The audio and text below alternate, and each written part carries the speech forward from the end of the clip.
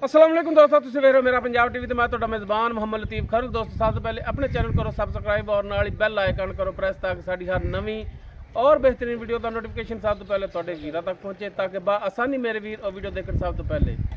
दोस्तों रोजाना तराजी तुहाडा वीर तुहाडे वास्ते माशाअल्लाह क्रॉस गाए इस गाय की वीडियो लैके हाजिर है। इंशाअल्लाह उम्मीद करांगे वीरां साडी अज दी वीडियो पसंद आवेगी और इंशाअल्लाह अल्लाह की मेहरबानी नाल गाय भी वीरां नूं पसंद आवेगी। लोकेशन सारी तहसील आरीवाला जिला पाकपत शरीफ आरीवाला तकरीबन 20 तो 22 किलोमीटर के फासले ते इस टाइम मौजूद हाँ।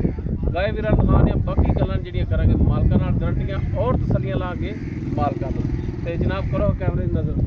जी दोस्तों मुकम्मल गाय का कद वीरां दे सामने कैमरे की नज़र रंग नस्ल जात वीर देख सकते हैं।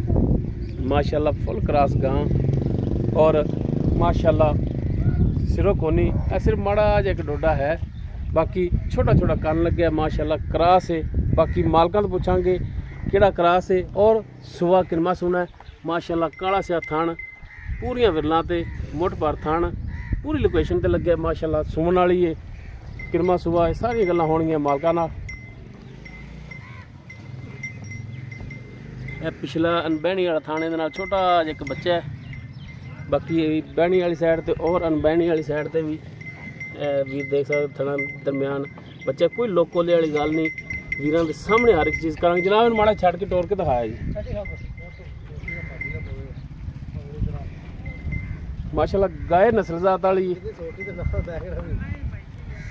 हाली सुमन दे विच भी मेरा ख्याल गलबन कोई 4-5 दिन मजीद लै जाएगी। बाकी मालकां दी तसल्ली करांगे। जनाब ही टुर हम जी टुरन फिरन वीरां दे सामने कैमरे की नज़र भी देख सकते हैं। माशाअल्लाह पैरों की साफ सुथरी। बाकी इसकी डिटेल जी वो मालकां तो लांगे कि जनाब गाय किहड़ी नस्ल जात किनमा सुआ है, सारी तफसील मालकां तो लांगे।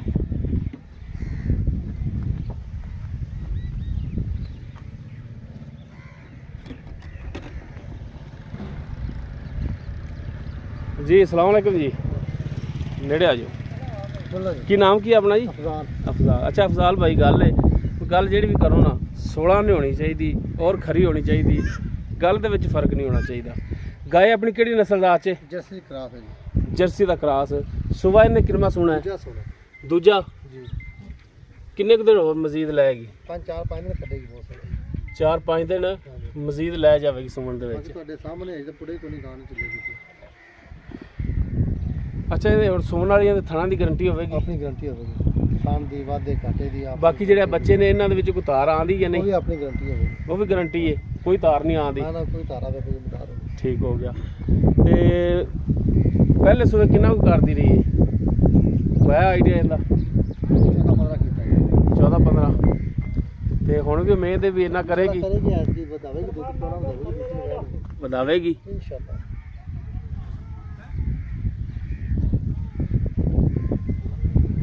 ते की उन्हें दा प्यार मुहब्बत वाला रेट कर दियो जायज़ वेचण वाला? बस जिन्ने दी हैगी जी वेख लो, बाकी बोलता सी ना जिन्ना मर्जी करा लो। 3 लाख 10 नहीं जायज़ कर 3-10 तो ज़्यादा है। कोई मेहरबानी शफकत कर। वैट बनी तो वेखो साहब वेख रहे हैं जनाब ते वेख के तुहानू कह रहे हैं मेहरबानी जनी कि तुम चला सुवेगी। कुछ जायज़ करो ना रेट, कोई प्यार मुहब्बत कर लो मजीद। चलो 3 कर लो। 3 लाख जी।